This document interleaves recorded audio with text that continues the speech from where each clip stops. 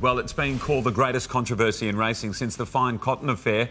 More than 30 years ago, Australia's horse racing industry is in damage control after Victoria Police raided the stables of record-breaking trainer Darren Weir. The Melbourne Cup winning trainer and two associates were arrested on Wednesday after the raids discovered a firearm, cocaine and 4 jiggers. Now, a jigger is a banned device which delivers an electric charge to a horse during track work.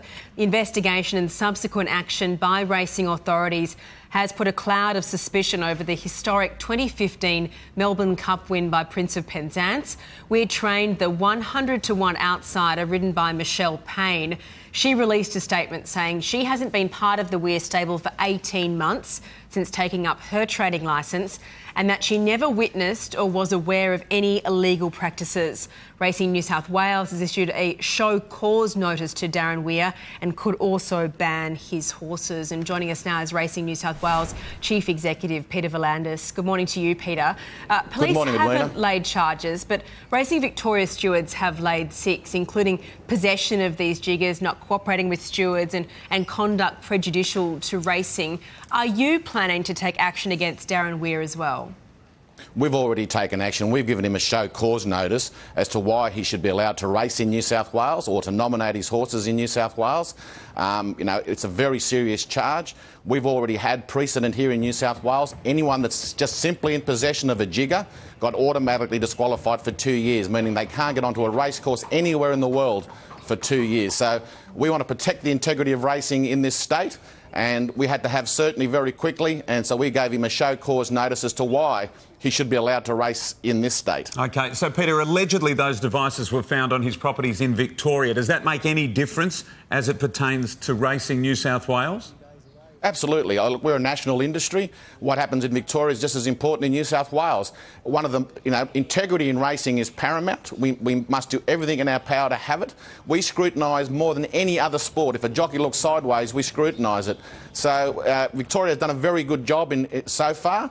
We had to protect New South Wales, so as I said, to protect the punters, the owners and everybody else, we issued him a show cause as to why he should be allowed to race. Naturally, he'll be given due process and natural justice, but at this stage, from the information we have from Victoria and the evidence that's on hand, it's very hard to justify him racing in New South Wales. Peter, what about the wider implications of this? What impact does this have on the image of racing? How do you convince critics that illegal and inhumane practices like jiggers don't happen? You say they're banned in New South Wales, but clearly this is a bad look. It's a very bad look. It's a black eye for the racing industry. As I said, we're a national industry, so what happens interstate is a reflection on us here in New South Wales. We have zero tolerance on any animal cruelty. As I said, just the simple possession of a jigger in New South Wales is an automatic 2-year disqualification. We have no sympathy for people that are cruel to horses.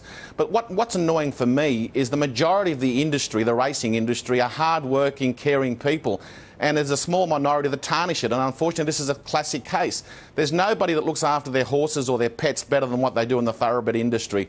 And you have these isolated incidences like this one that tarnishes everybody. They get up at 3 o'clock in the morning, they're very hard working, so the industry is more shattered than anyone else. All right, well, speaking of tarnishing, as one of the main men in Australian racing, Peter, need to ask you, do you feel as though there is now a cloud over the Melbourne Cup victory of Prince of Penzance? Look, I don't have enough information on hand and to speculate on that particular race. There's a lot of races, a lot of wins that he's had. That's just one of them. And look, you have to investigate it, and I'm sure the racing authorities in Victoria will investigate that race in particular because it's very high profile. I feel sorry for Michelle Payne because she's been an ornament to the sport since she won that race, and I hope nothing's taken away from her effort in regards to winning the Melbourne Cup. Yeah, we certainly hope that too. Peter, thank you so much for your time this morning. My pleasure.